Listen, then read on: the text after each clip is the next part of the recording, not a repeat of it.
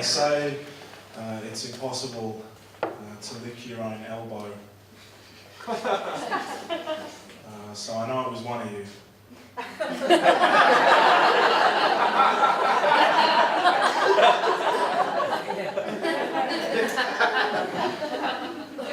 It's a confident move, licking an elbow.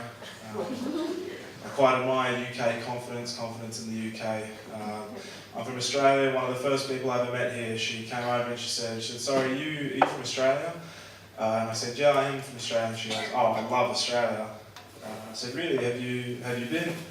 And then she looks me like dead in the eye, really confidently, and she goes, no, but I've seen The Hobbit. What does that mean? It's got nothing to do with Australia. It's not set in Australia. I mean, it's not set on Earth.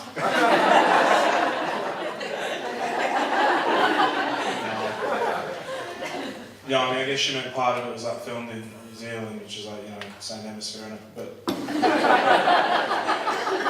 still, it's true, bro. Like, even if it did have something to do with Australia, you can't say that you know a country because you watched the movie, right? Like, I can't go up to a Swedish guy and be like, bro, Sweden, love it. And he's like, really, you've been? Like, nah, man, but Thor.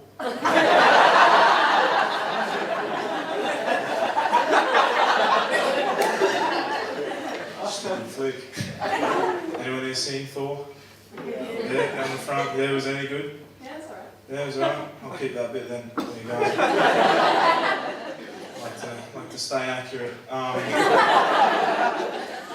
don't know. I feel like that kind of ignorance is symptomatic of you know, at least my generation at least, is it like where we feel proud to be ignorant. We feel like we don't need to know stuff anymore, and I blame smart technology. I think there's too much smart technology around. It's making us all stupider. Like, my cousin recently bought a smart fridge. I don't know what the fuck that is either. And you know, I mean, it's smart. You know, I don't know about you guys, but I've never had a problem with my fridge being too dumb. You know, but you don't. You know, I don't walk in my kitchen in the morning, you know, looking for food and open my fridge and see there's no food in there and go, come on, read book. So, you know, I don't have friends over in my kitchen, you know, discussing the works of German philosopher Friedrich Nietzsche. My fridge is just sitting there in the corner going, shit, man, I'm in way over my head.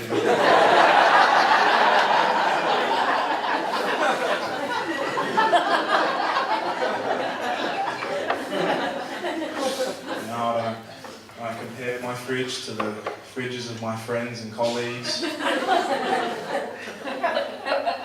like, come on, man. Darren's fridge going Oxford.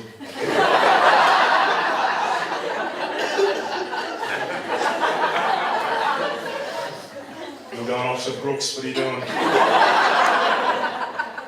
My fridge goes, yeah, but I'm really into my music. And shut up.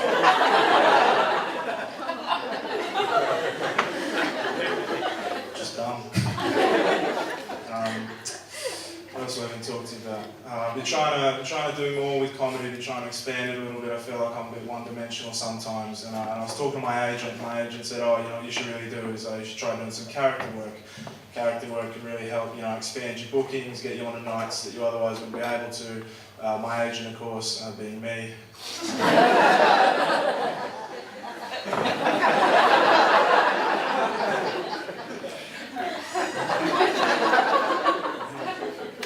I think he's right.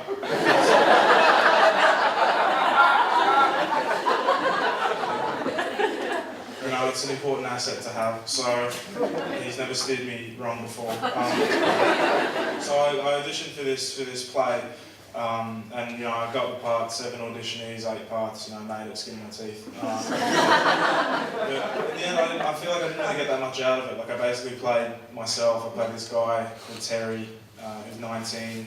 Which is my age, and he flips burgers, which is my trade. But I guess like a good thing was that it got reviewed. That's handy for performers sometimes to have a little review that you can put places. And do you guys mind if I read out my review? Is that cool? Yeah, that's good because that's a significant part of this set.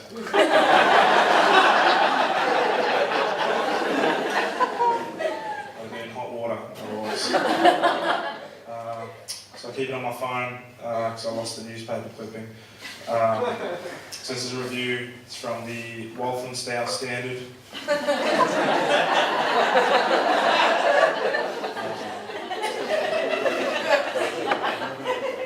The show is called The College in a Pub. It just says, a college in a pub was simple yet touching for a 10-minute short play.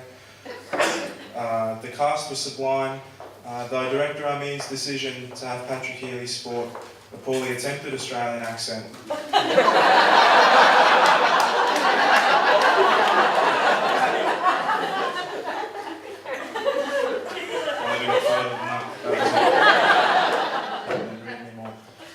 I'm lucky when this kind of stuff happens to me. I have a lovely girlfriend who kind of helps me through these things and tells me to, persevere and all that crap. But she's really lovely. We've been together for about a year and a half now. We're talking about kids, not because we're going to have any, just we don't have anything to talk about now. We talked about what kind of parents we want to be, like whether I'll work, whether we'll both work, whether neither of us will work. It's a lot more likely. But I think in that discussion I found that there's one sort of universal truth. So like all people born of two parents, and that's that you need one parent who is loving and nurturing and raises you to be a good, respectful person of character and good morals. And then you need another parent who traumatises you. Just a little bit, like not too much. Just enough that you grow up interesting.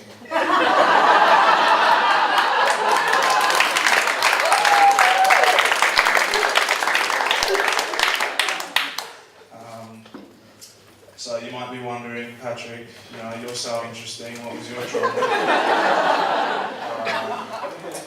Thanks.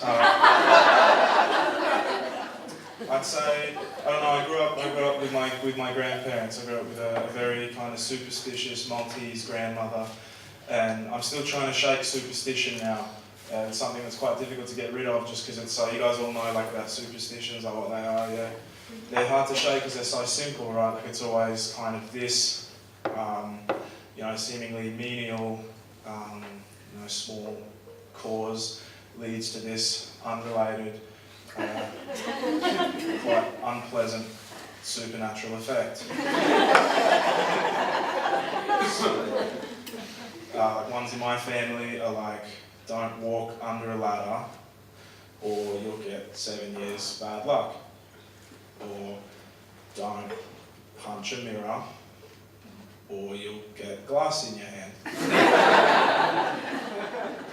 Don't leave the keys in the front door, or Tony from across the road will let himself in.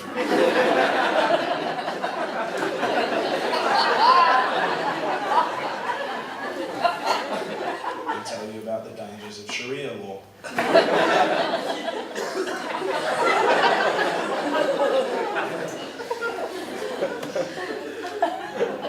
Don't say Bloody Mary 3 times in the mirror, or you'll be disappointed. Stuff happens just looking at you. It's sad. Yeah, I don't know. I'll tell you a story about my girlfriend, and then I'll leave. My girlfriend, we try to go out as much as we can, but I don't know. Sometimes I say the wrong thing, and I annoy her. Like the other day, we were getting ready to go out. She bought this new pair of jeans. She was really excited to wear out. She came out and stood in them, and she said, Patrick, just before we go, I just want you to tell me honestly, do you think these jeans make me look fat?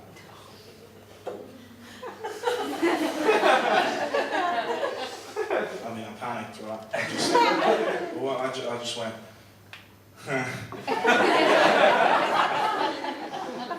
love you.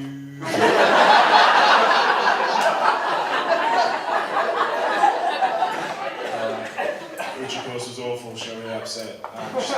She started crying and she went upstairs. We didn't go out that night. I felt really bad, but the worst thing about it was that like it wasn't true. Like those pants look great. She looked beautiful. She always looks beautiful. I just didn't really want to go out.